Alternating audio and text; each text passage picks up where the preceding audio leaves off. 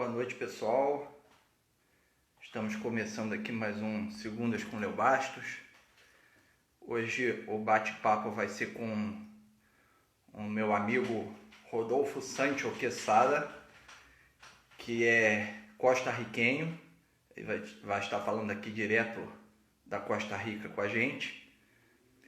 E ele foi diretor-chefe do departamento de engenharia, né, da prefeitura de San José, lá na Costa Rica, né, e vai falar ao vivo aqui com a gente. Já está aqui presente conosco. Deixa eu citar aqui. Deixa eu ver aqui, ó. Já está o Franklin John, está o Hugo Hipólito, está a Ana Celina Sancho, que é a irmã do Rodolfo. Um beijo para você, tá lá da Argentina. E tá a professora Rosina, que também iria conversar com a gente aqui hoje, mas por alguns percalços nós não podemos conversar. Mas, professora, nós vamos conversar em breve, tá? Se possível, ainda no mês de novembro, lá pelo finalzinho de novembro, nós vamos bater um papo. Rodolfo acabou de entrar aqui, minha mãe também, Célia Bastos. Vou fazer o convite para ele, ele vai começar a conversar conosco aqui. Estou mandando o convite, ele vai entrar agora.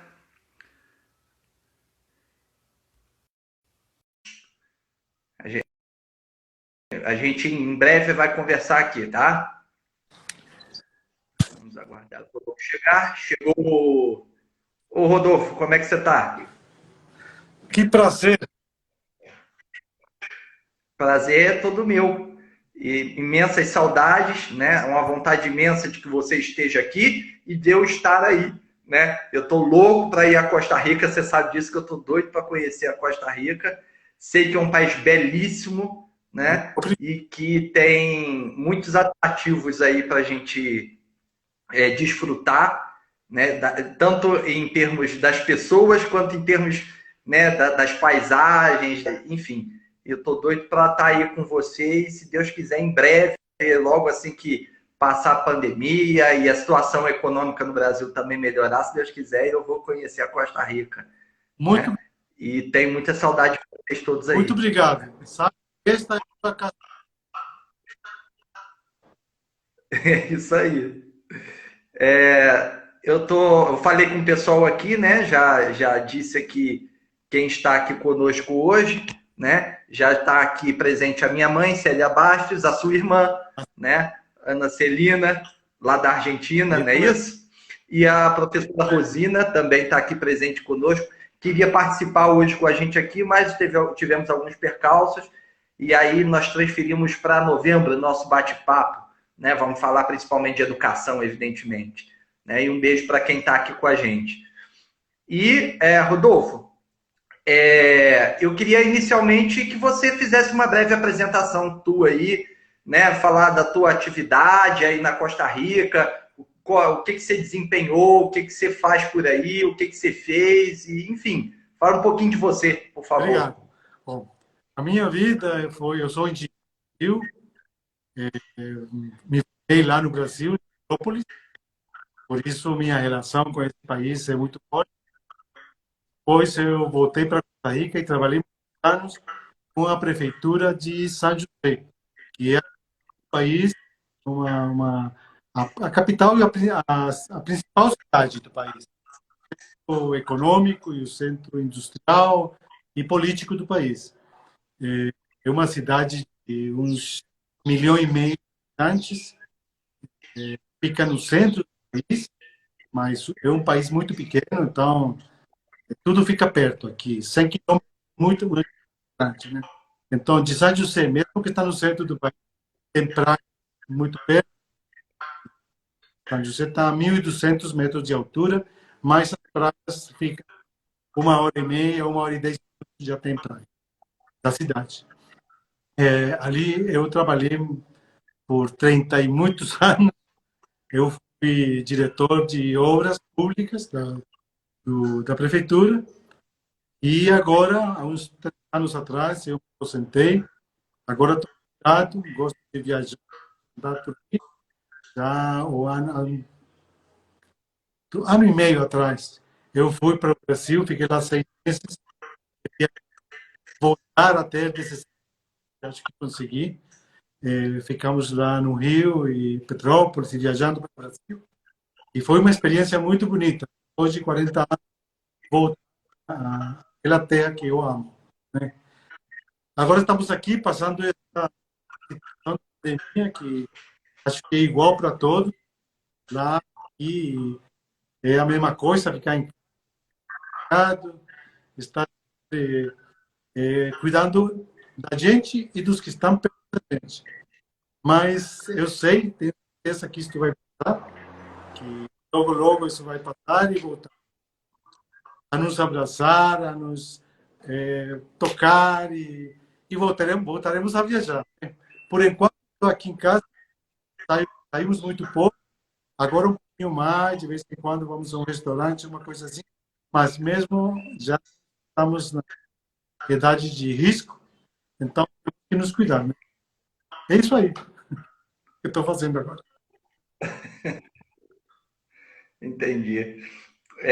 Você tem, eu sei que você tem um carinho muito especial pelo Brasil, por Petrópolis especialmente, né? Que para você é o teu país tanto quanto é a Costa Rica, eu Com sei certeza. disso, né? Estou aqui no UTP, não é isso? Fez engenharia Sim. aqui e aí voltou para Costa Rica para exercer a função de engenheiro, né? Para se casar, para ter filhos, agora já netos, Neto né? muito bonito. Diz tua, Né? Fez anos ontem, diz não é tua mãe isso? que é tão eu, Fez a... mas dizem que as pessoas, as coisas são da cor, depende com que se vê, né? Então, eu sou, então, pronto, sou. É isso aí. Deixa eu mandar um beijo aqui também, ó. A Lilian entrou aqui também, tua Assim? irmã. Lilian acabou de entrar. E o Jackson da Rosa também está aqui Ah, conosco, sim. né? Jackson está morando em E El Salvador. Ele, em El ele Salvador. casou com a filha muito amigo meu, em Salvador, e ele veio e ficou ali, aqui pertinho, em El Salvador, que fica aqui pertinho. 1 hora de avião. Sei, entendi. É um beijo para vocês aí, né? E Rodolfo, fala um pouquinho mais para gente. O que você fazia exatamente lá na prefeitura, né, enquanto engenheiro, enquanto chefe do departamento? Qual era a tua atividade? O que você fazia exatamente? Qual era a tua função lá? Eu estava chefiando se chamava direção de. Ali tem várias coisas. Estávamos com parques, com estradas, pontes, infraestrutura pública, casa de cultura, na construção, não na construção, senão na construção. Fazíamos praças, eh, tipo de infraestrutura pública própria dos municípios. Aí é coisa Sei. muito interessante. Eu gosto muito da obra pública, né? Mas os orçamentos das prefeituras devem se dividir em dois. Não pode se descuidar a parte de obra, porque a cidade tem que crescer e avançar. Mas também não pode se esquecer da cultura, porque o espírito, a alma das pessoas, dos habitantes das cidades, também tem que ser cultivados cultivados e melhorados. E é nesse equilíbrio das coisas que uma cidade vai para frente, vai para um Sem lugar dúvida. melhor para os seus moradores. Na realidade, eu acho que você falou a palavra certa para a vida como um todo, É, é equilíbrio, né? É uma compensação entre uma coisa e outra, é um meio do caminho entre uma coisa e outra. É a modernidade com a tradição e a cultura, né? Caminhando lado a lado, né? Ontem mesmo eu estava assistindo um programa na TV, aqui na Rede Vida, que é um canal católico aqui no Brasil, né? Não sei se você chegou a ver esse canal não, aqui. Eles estavam mostrando Lisboa, né, a cidade de Lisboa. e justamente mostrando Lisboa é dividida em 3 partes. Eu ainda não conheço, estou doido para ir lá, mas ainda não conheço. Se Deus quiser, vou em breve também. Uma Lisboa bem antiga ainda, do período da antiguidade da era medieval, né? Uma Lisboa monumental já do período pombalino, da época de Dom José I, um período, né, logo depois que teve o terremoto, né, no século XVIII, e aí eles fizeram uma reconstrução como a cidade talvez a mais moderna da Europa naquele momento, e depois já a cidade moderníssima do período agora da Expo 98, que teve lá em Portugal, em Lisboa, e aí você vê nitidamente essa conciliação numa mesma cidade, né, arquiteturas e construções que dialogam o tempo inteiro entre o antigo, o antiquíssimo e a modernidade. E nada confronta nada, na realidade se complementa. Não é isso? Esse é o segredo de uma cidade exitosa. Não tem que destruir para... É simplesmente aumentar as condições, melhorar a qualidade de vida dos moradores. Perfeito. E como é São José? São José é mais ou menos assim? Tem esse mesmo Não, espírito? não. São José Não? bom, é uma cidade muito nova. Certo. Cresceu feito as cidades latino-americanas, sem muita planificação, sem muita coisa aí. Mas São José e umas outras capitais não tem um centro histórico, porque a Certo. cidade foi destruída por terremoto. E do último terremoto, bom, do último já teve mais, mas o último que arrasou com a cidade lá pelos anos 40, começo dos anos 40, e já veio códigos de sísmicos e já esse outro tipo de engenharia. Muita cidade velha foi ocupada. E preservaram alguns prédios que logo foram reforçados, ou tiveram que ser reforçados, sísmicos, como o Teatro Nacional, edifício de Correios, alguns hospitais. Mas a cidade não guarda um lugar colonial como tem a cidade do Panamá, Guatemala, mesmo na Nicarágua, com algumas outras cidades que estão preservadas. Agora, o Código Sísmico tirou isso. Isso foi, no momento, foi bom, porque tem salvado muitas vidas, né? As construções agora são muito mais seguras. Quando tem terremoto, aqui você teve na década dos 90, teve um terremoto forte, depois teve terremoto já para 2011, mas praticamente não acontece muita coisa na cidade, a cidade está construída para resistir a esse tipo de eventos. Mas, mas perdemos muito do patrimônio. A cidade perdeu muito do patrimônio por causa disso. Coisa que acontece em outras cidades, quando tem terremoto, em Peru, mesmo na América Central, tem muitos mortos. E tem muita construção ainda que data dessa época que não foi construída com a engenharia que já novo, que já se tem para construir. É isso aí. Mas é uma cidade que tem uma vida cultural boa, tem bom restaurante, tem uma atividade boa para se morar. É uma cidade que ainda é uma cidade linda para morar, para se ficar aí. Tem muita coisa para fazer, muita coisa perto, vulcões, praças de vulcão, montanhas ao redor muito bonitos, que são bosques naturais. Que lembrar que a Costa Rica tem o 30% do território é reserva ao Parque Nacional.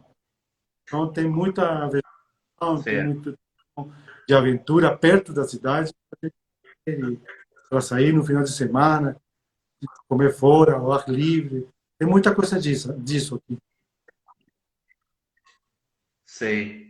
E essas novas construções agora, elas são parecidas com o que existe no Japão, que você tem sistemas de... Não sei, eu não sou da engenharia, tá? Você me desculpe aqui os equívocos que eu possa cometer. Mas eu sei que no Japão eles têm um certo de uma espécie de amortecedor por debaixo das construções para que elas se movimentem em cima do eixo e não caiam, né? É mais ou menos parecido às novas construções agora na Costa Rica? Esse que você está falando é um sistema só.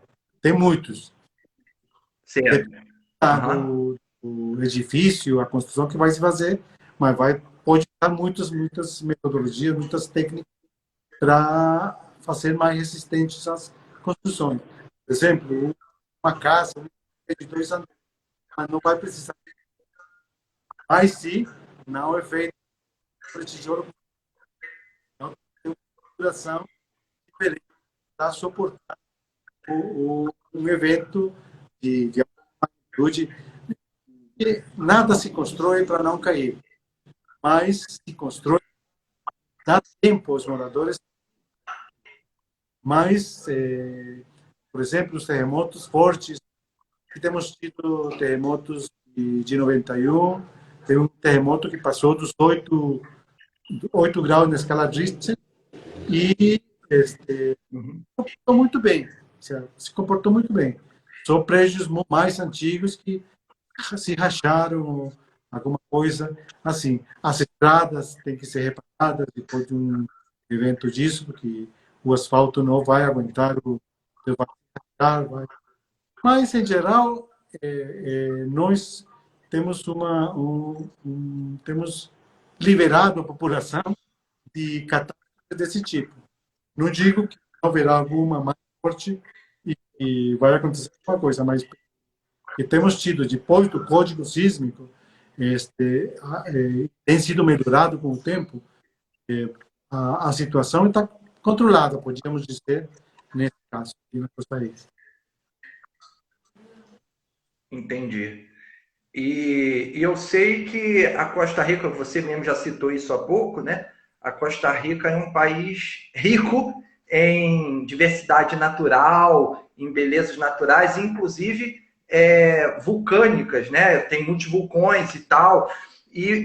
Você me parece, inclusive, que você está nesse período mais em outra cidade no qual você tem a residência, que não é São José, né? Eu gostaria que você citasse o nome, que fica mais próximo a esses vulcões e que são atrações também do país, não é Olha, isso? São José, ao redor da cidade, dá para ver 3 vulcões ali da cidade. Agora, desses 3 vulcões, É. tem um que está com atividade agora. O outro, mais ou menos, fica um Uhum. pouco ao sul da cidade, estão ativos muito. Agora, eu estou agora numa cidade, passando a pandemia aqui, numa cidade Quesada. É uma região que se chama Carlos, e a capital é Quesada. Cidade Quesada. Aqui perto, uma meia hora de carro, tem um vulcão que é muito famoso. E dá para ver aqui da janela do quarto quando está. Agora está um pouco escuro, já não dá para ver, mas de manhã dava para ver. O vulcão é um vulcão onde tem muita terma ao redor dele, tem muita atividade, cascada, cachoeiras, tem muita coisa de aventura, turismo de aventura. É uma zona turística por excelência aqui agora, dá para ir e voltar. E é uma área gastronômica boa. E nós estamos mais ou menos 90 quilômetros de onde eu estou. 90 quilômetros de São José, que para nós já estamos quase na metade do caminho para chegar na Nicarágua. Ter uma ideia, nós já chamamos isso aqui é o centro e está muito perto também aqui de cá do Quintão. Se olhar para o norte, não tiver nuvens, já dá para ver o Lago da Nicarágua. Já estamos perto da Nicarágua. Sei. Uns 100 quilômetros, É um, já estamos lá. Já passou a fronteira. É um país muito pequeno, um país É um país Sim, pequeno, né? Fica entre o Panamá e a Nicarágua, é Panamá e isso? Nicarágua. Assim. Aqui está o sul Aham. E para o norte para Nicarágua. certo. E é banhado pelos dois oceanos, né? De um lado o Oceano Atlântico, Mar do Caribe, e do outro Assim, lado o Pacífico, não é tem praias isso? muito lindas, naturais. Muito Brasil também tem o seu, né? Tem praias muito bonitas lá também. Mas aqui também temos. E, Onde tem praias mais bonitas? Do lado do Pacífico ou do lado do Atlântico? olha, vamos ver. Vamos falar do Caribe. No Caribe Norte da Costa Rica, quase todo o Caribe Norte é um parque, porque é um refúgio onde vêm as tartarugas, vêm depositar os seus ovos. Então, ali não tem muito desenvolvimento de hotéis, de cidade. Tem alguns, mas todos enfocados na parte de tartarugas, esse negócio todo, tem canais e coisas. Já para o sul do Caribe, é, tem uma parte de Porto Viejo, que é muito famoso, umas outras, tem praias muito lindas ali. E com hotéis mais pequenos, hotéis mais, É. não tem hotéis muito grandes, aqueles arranha-céus, não tem desse lado. Praias muito bonitas, de areia, tem uns contrastes, uma areia preta, preta, preta, 4 quilômetros do sul, tem as praias com areia dourada, muito, não é branca, é uma cor dourada, é muito bonito. É uma areia clara, né? Mas tem um monte Sei. de praias diferentes, uma do lado da outra. E já no Pacífico, tem a parte do norte do Guanacaste, turismo de praia muito desenvolvida, com muitos hotéis, muita hotéis grandes, com mais capacidade de turistas. Depois tem o Pacífico Central, é menos que o Pacífico Norte, mas começa a ter muito ali, tem praias para os surfistas e toda essa área está ali no central. E depois lá no sul, no Pacífico Sul, já tem menos, aí tem menos coisa, porque aí também quase toda a praia é um tem muitos refúgios de vida silvestre, então tem menos desenvolvimento desde cá, faz muito sentido para o turista, mas não para ficar ali. Mas toda a costa é atravessada por uma estrada costaneira, então você pode movimentar fácil pelos dois mares. É muito fácil de fato, a estrada que vai para o Panamá vai na cara que também dá para ir para o Panamá e vai pela costa e praia em praia até chegar na fronteira com o Panamá. É a que eu Entendi. faço muito para ir para ver meu neto que mora lá em Panamá. É isso aí. E assim, em termos de patrimônio histórico, tem cidades aí que têm riqueza nesse aspecto, né? Mais Olha, voltada para o turismo do assim, patrimônio histórico, como é o caso de Petrópolis e outras cidades aqui, Ouro Preto e coisas nesse sentido? por exemplo, prédios históricos na cidade de São José, o Museu Nacional, o Teatro Nacional, o que é muito bonito, o teatro é uma beleza, uma joia. É o prédio de Correio. Tem um bairro aí que está muito preservado, o bairro Amon, de casa, aí não tem, são tudo casas antigas, que hoje são hotéis, muitos e restaurantes, mais um bairro roça da cidade. E depois, tem, Sim. perto, a primeira capital do país, 23 quilômetros de São José. Então, ali tem também prédios que vem daquela época, uma igreja que é a de Los Angeles, que era a padroeira do país, e a segunda cidade do país fica a 17 quilômetros de São José, ou seja, muito perto, e Heredia fica a quilômetros. Uhum. As quatro principais cidades mais grandes do país estão conurbadas, estão todas juntas. Cresceram e se juntaram.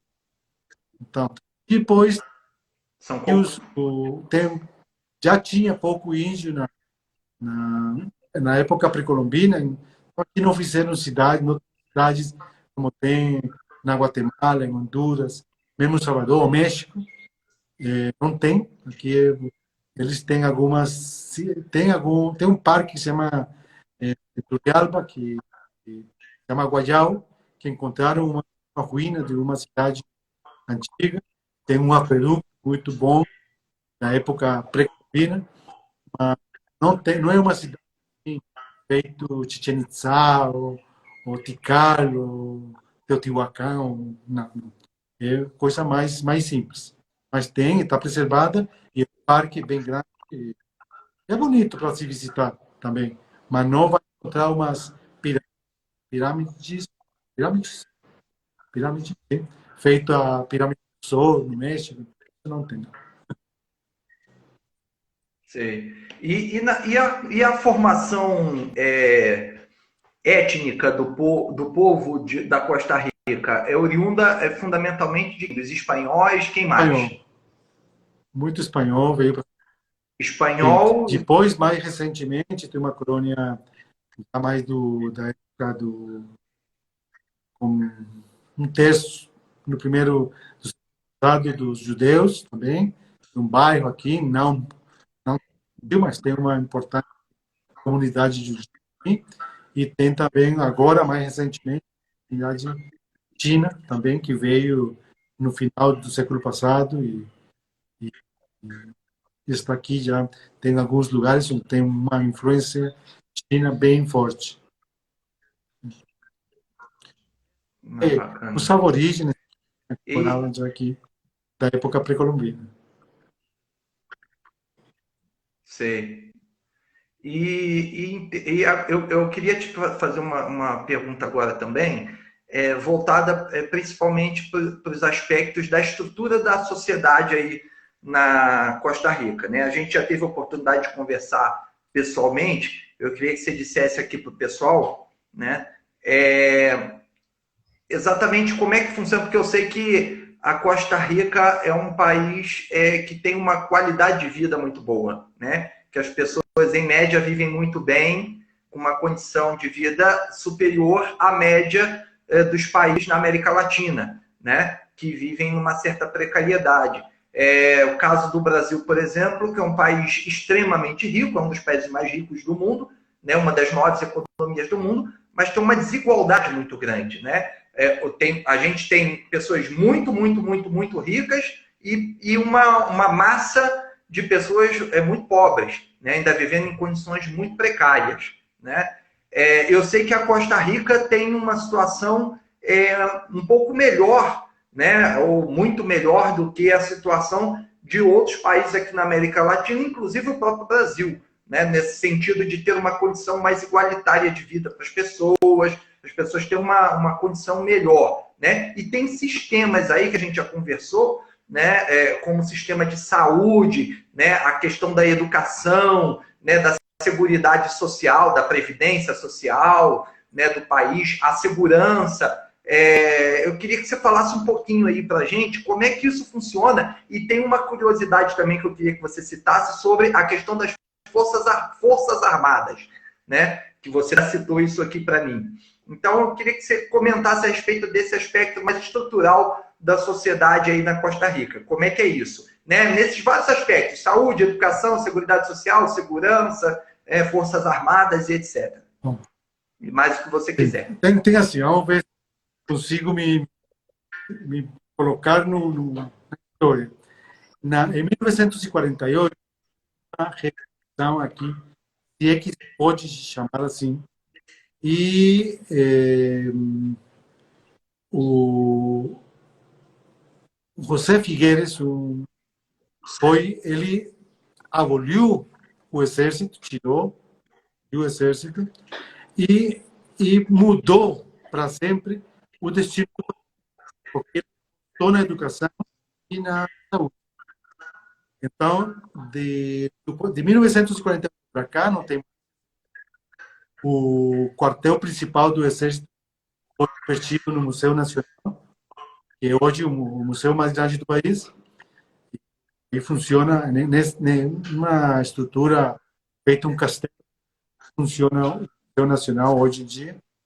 Este, e o dinheiro das Forças Armadas foi voltado para a educação. Aí a educação, que já era obrigatória, mas não era tanto, todo esse dinheiro foi investido em educação. Nós passamos de ser um povo descalço, para falar do jeito, a passar a ser um povo calçado. 10 anos depois, já todo mundo e toda pessoa tinha que ir na escola, tinha que aprender. A qualidade de vida foi melhorando cada vez mais. Nessa época, os sistemas de educação eram muito bons. As universidades, a universidade naquela época era uma única universidade, que era a Universidade da Costa Rica, uma universidade muito bem posicionada no nível internacional. Depois teve mais 4 universidades que, no tempo, todas públicas. E hoje em dia, as melhores universidades do país são as universidades públicas. A mesma coisa acontece na saúde. A saúde é muito boa, a saúde pública é muito boa. Uma das melhores aqui. Você, se tiver, mesmo tendo dinheiro, se você está muito, a sua saúde não está muito boa, você vai no hospital público, que é melhor, são melhores, os hospitais públicos têm a saúde, o melhor de o melhor está aí no país. Com o tempo, já nesse século agora, coisas têm mudado um pouco, tem as migrações, nós temos aqui os conflitos na América Central, Norte, principalmente na Nicarágua, trouxeram muitos migrantes para cá, depois dos anos 80 e hoje em dia, e a Nicarágua tem aportado esse país, eu acho que já 1 milhão de habitantes que vieram como migrantes, para um país que agora juntos todos somos 5,5 milhões. E se você tira que 1 milhão é nicaragüense, é praticamente 20% da população são nicaragüenses ou descendentes. Isso é bom e não é bom. Quando é descontrolado, foi muito ruim para o país, porque desmelhorou a qualidade do serviço. Mas mesmo assim, eu acho que os nicaragüenses vieram para cá cumprir uma função, porque eles agora estão na construção, muita coisa. Já não tinha aqui mão desse tipo, porque o pessoal tinha estudado, então já estava em outras posições. Já a menina que era empregada de uma casa já preferia ir para uma fábrica, porque ia ganhar melhor.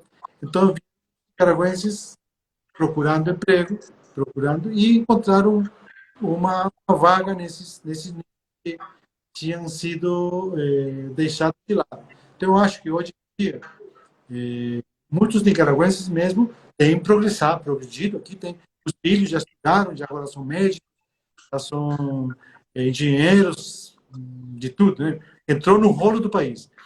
Mas eu acho que a Costa Rica não poderia ter avançou sem essas, mesmo com todo o problema que se planteou no momento que porque vinha muita gente de uma vez só. Então, começou a colapsar o sistema de saúde, principalmente o sistema de saúde primário. Não sei tanto o secundário como o primário.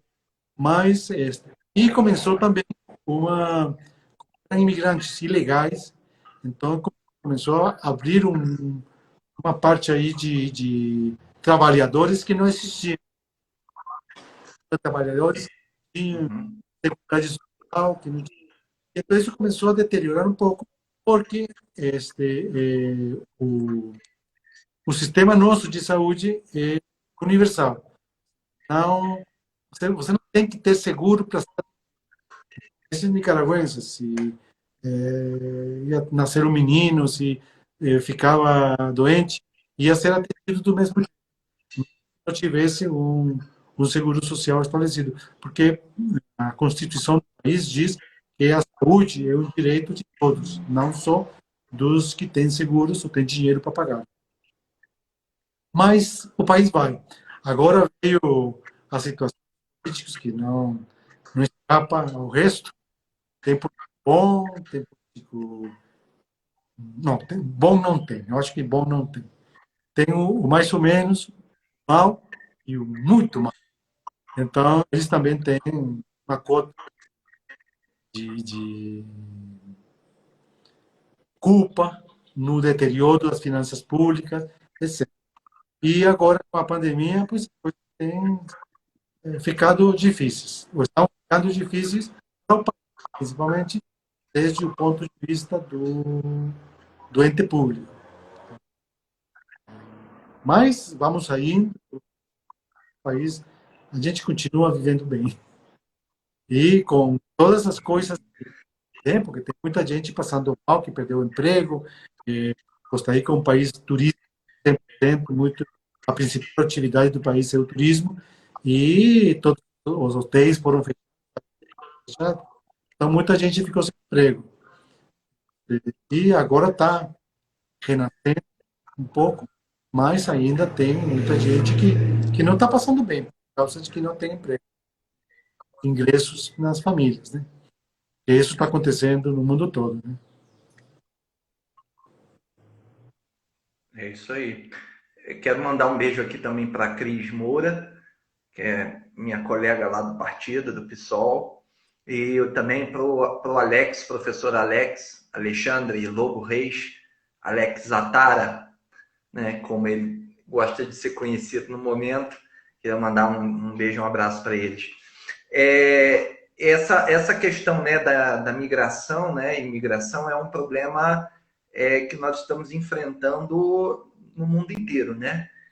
Seja como recebendo ou seja perdendo pessoas. O Brasil é um país formado fundamentalmente por etnias variadas, recebeu sempre muita gente por aqui, né? E agora acontece uma situação diferente, porque o país passa por uma situação de dificuldades socioeconômicas, né? E hoje sai muito mais gente do que entra, né? Portugal, principalmente, tem absorvido grande parte da migração brasileira na atualidade, assim como os Estados Unidos, que é um destino de sempre, Canadá também, Austrália, minha irmã, por exemplo, mora na Austrália, né? E outros países europeus e outros países pelo mundo afora, né? Até a China também tem recebido muitos imigrantes brasileiros. O Japão, né? Nós tínhamos muitos japoneses, temos muitos japoneses no Brasil, né? E hoje tem muito brasileiro no Japão. Como é que eu penso essa questão, né, da imigração, né? É o que eu acho que é mais ou menos o que você falou, né? Na realidade, o Brasil não seria o que é, por exemplo, para citar o caso do Brasil, né? Para chegar ao caso da Costa Rica. Não seria o que é se não fosse imigrante, se não fosse as pessoas que vieram para cá construir a nação, né? Desde do século XVI e vieram formando as várias conformidades do que nós nos tornamos, para o bem e para o mal, né?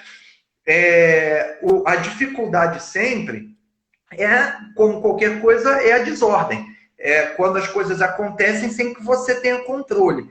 Então, que venham, mas que a gente consiga ter certo planejamento. O ruim é quando vem e a gente não consegue se preparar para absorver, não é? Porque, na realidade,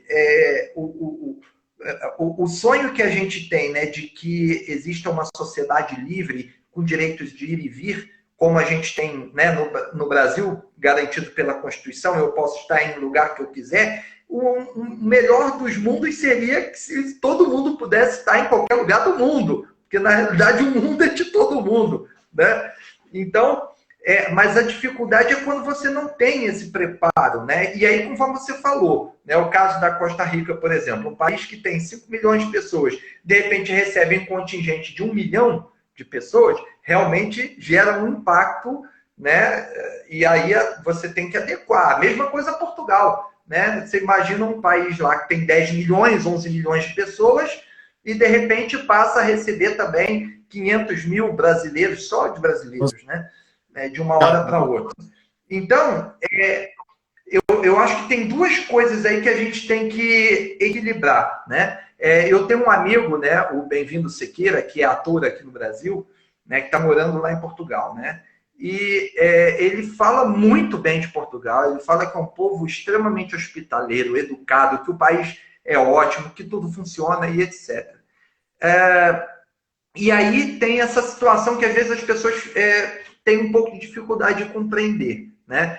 Que é diferente, por exemplo, de uma hostilidade pura e simplesmente pela questão da recepção de uma etnia, né? Como, por exemplo, os Estados Unidos têm uma parcela da sociedade, não é o país como um todo, a gente sabe disso, mas existe uma parcela da sociedade americana representada, inclusive, por seu presidente no momento, que é xenófobo, né? Que não gosta de imigrante, faz discurso anti-imigração e que é compreensivo que você tenha que ter critérios, que você tenha que ter métodos, como aceitar, como vem, como entra, né? Senão também não tem como você dar qualidade de vida para todo mundo. No entanto, você não pode estabelecer um discurso, né, de inferioridade de um povo ou de um grupo, que são pessoas que vêm para... Não é para tirar o que você tem, vem para contribuir, para somar, para ajudar a construir. E são pessoas que não saem dos seus países porque querem. Porque se fosse possível, eles estariam nos países deles. Saem por uma necessidade, por uma dificuldade.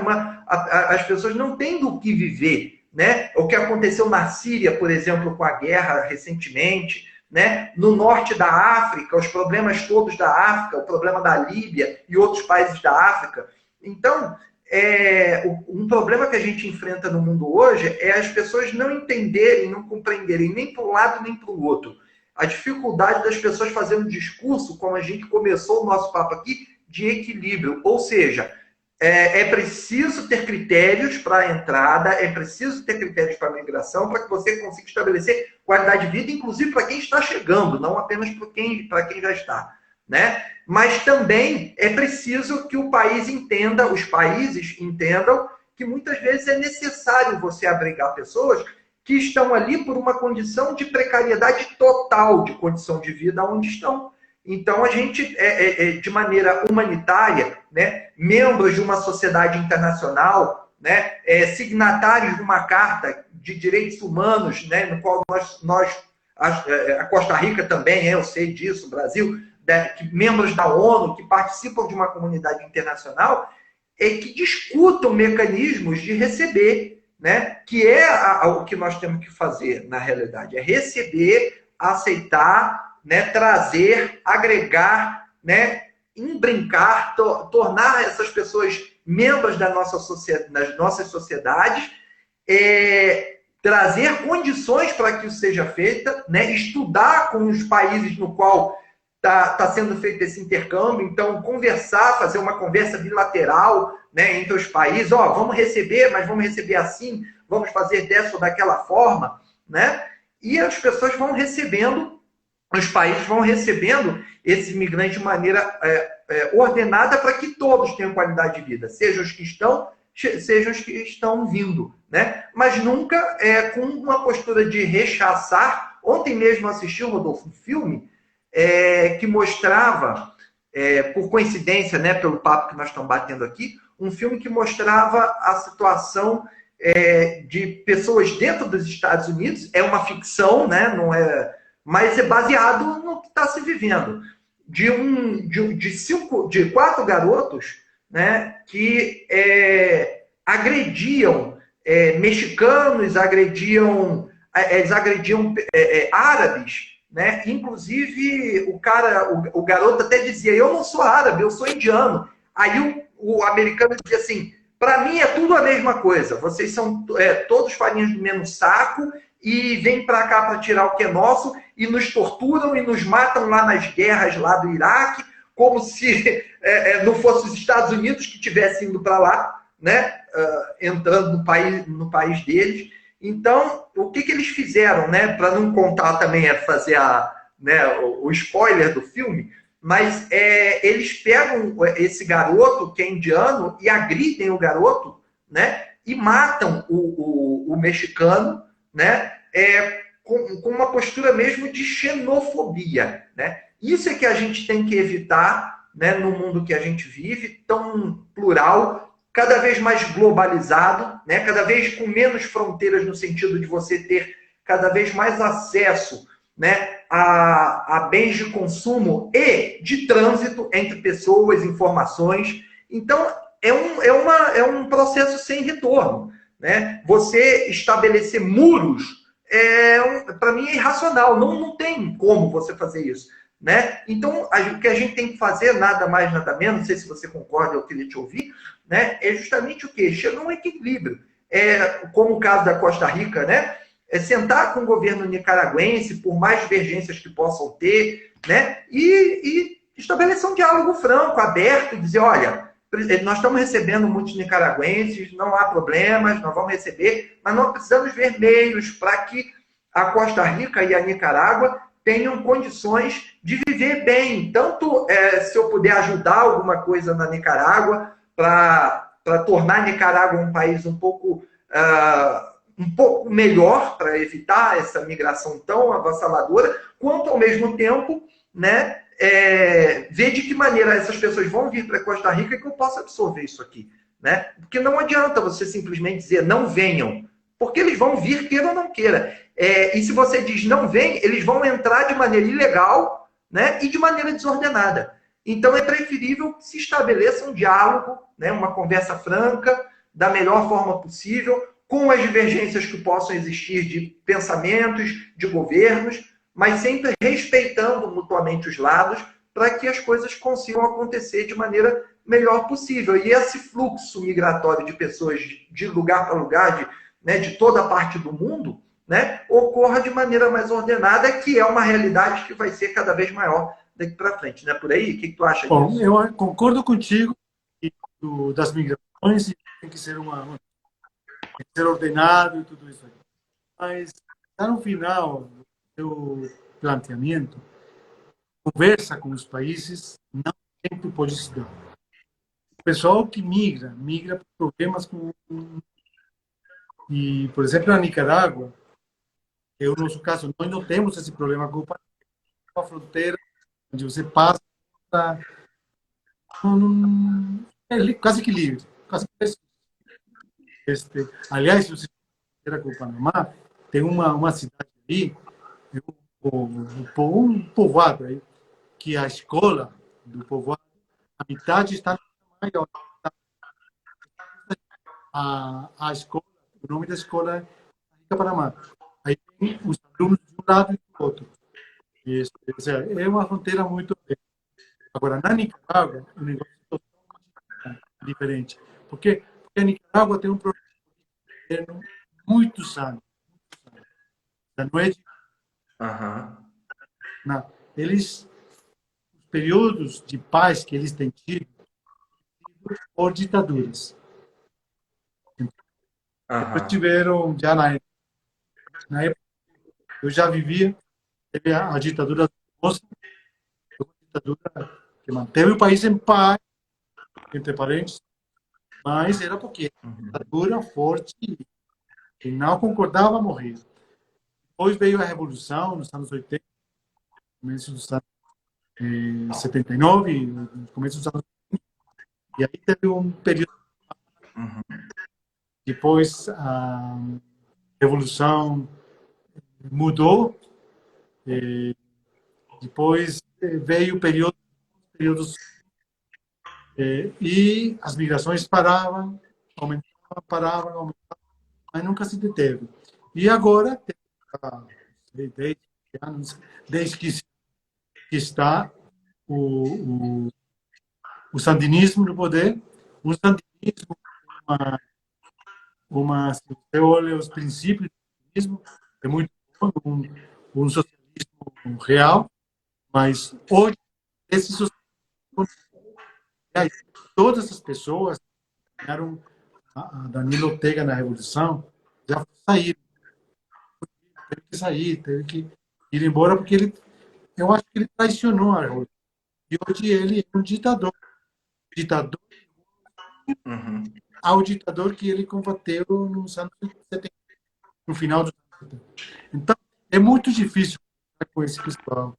É um pessoal muito estrutural, religioso, desses partidos que tem agora nas religiões estranhas aí, de vende milagres e do comércio de Deus. É muito difícil. Eles ignoram tudo. Eles não podem nem dialogar com o seu próprio povo. Uhum. Eu que tenho visto, menos falar com o governo, com outros. Quando falam com o nosso governo, é para exigir coisas para os seus nacionais que estão falando aqui. Eles exigem terra, exigem títulos de terra, caça, coisas que eles não deram lá, nem dá para seu povo lá. Então, isso. Aham. Agora, o que acontece? Somos todos irmãos. E temos Sim. estado aqui um do lado do outro. Então, eles vêm para cá e eles rapidinho se integram ao país, como disse, já daqui a pouco, pega um forno, constrói casa, faz sua casinha, ore mais faz, o filho vai à escola, o filho cresce, depois já é advogado, então já melhora a situação de todos. Então, traz o tio que estava lá na Nicarágua, traz para cá e fica nessa. Mas, no final, olha, muito dessa migração, não digo que toda, mas muito, tem se convertido, através do tempo, numa fortaleza. Por quê? Porque eles a Aham. preencher um lugar que estava falta de mão de obra, primeiro. Depois, Sim. eles, Sim. eles casaram com costarriquenhos e entraram no rolo do país. Eles agora são Sim. profissionais, trabalham, vai nas fábricas. E acho que isso foram as migrações sempre. No Brasil, tiveram muitas Uhum. migrações da Europa em geral. Eu lembro que quando eu estava lá, São Paulo tinha colônia japonesa fora do Japão. Estava em Sim. e assim muitas outras. Então, eles, os japoneses e outros tipos de migrações, juntos construíram um país. Deram coisas Isso. muito positivas. Então, aqui, muito das migrações, a maioria, boa, gente anda procurando uma vida melhor. Exato. Tem aquele criminoso e tem tudo isso, tem em qualquer lugar do mundo. Tem mas, Exato. em geral, pessoas que migram são pessoas que estão à procura só de. E isso vai contribuir para o desenvolvimento do país. Eles estão Sim, trabalhando. sem dúvida. É isso mesmo. Eu, o que eu acho interessante também é essa opção que a Costa Rica fez, né? De abrir mão das Forças Armadas, que você me conta isso sempre, né?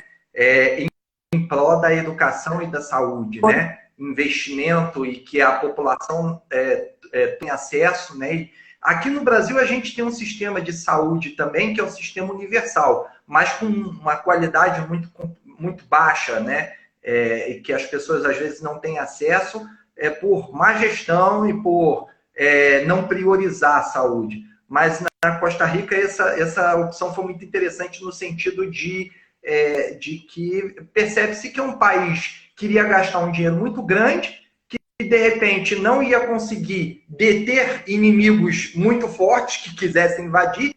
Não, para que vamos ter forças armadas? Vamos investir na qualidade de vida do povo Pois, daqui, né? E E só para te dar a palavra, dizer para você que nós temos 5 minutinhos aqui para encerrar, para que a gente possa gravar, inclusive, a nossa conversa.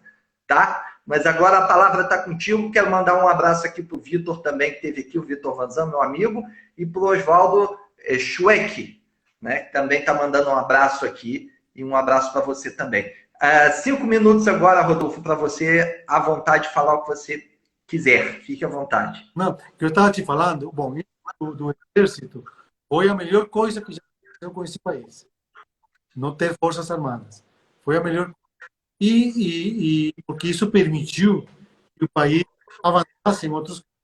Mas o que eu queria dizer é, no fato do exército na América Latina, nenhum exército dos países estes daqui, da América Central, e mesmo do Sul alguns, mas digamos países grandes como Brasil, acho que não podem precisar.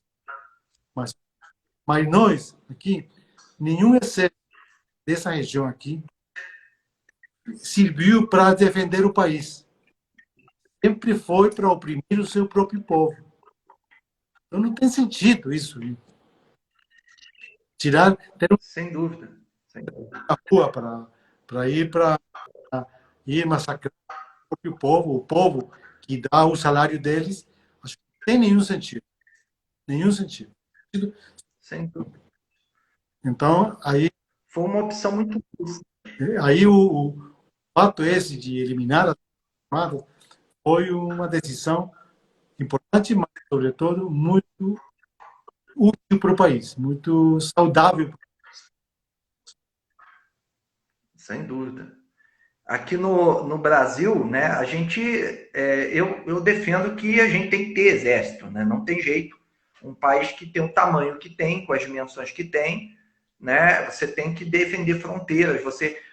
Só que nós temos tradicionalmente, né, também com tratados assinados na ONU e acordos de paz estabelecidos, de que a gente tem um tratado de boa vizinhança, de não agressão.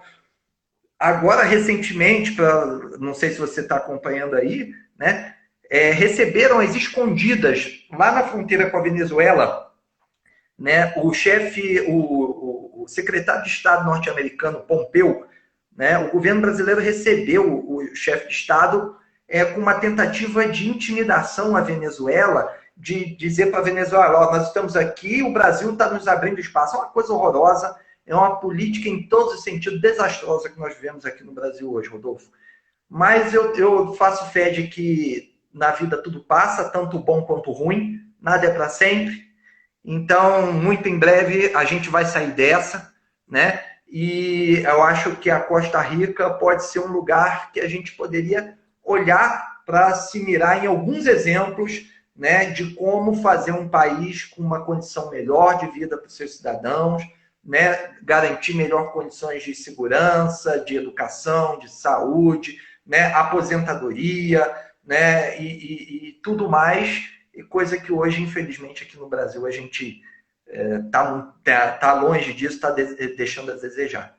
Querido, eu gostaria de te agradecer muito. Nós temos agora 1 minuto e meio para cair a conexão, né? Eu quero deixar gravado. Vai ficar aí à disposição lá no Prof. Leonardo Bastos. Você pode, inclusive, mandar para todo mundo que você queira, né? Pode compartilhar, né? E queria te agradecer imensamente o carinho, a disponibilidade de estar aqui, dizer para você que em breve eu estarei aí na Costa Rica, se Deus quiser, e tomara que você volte logo ao Brasil.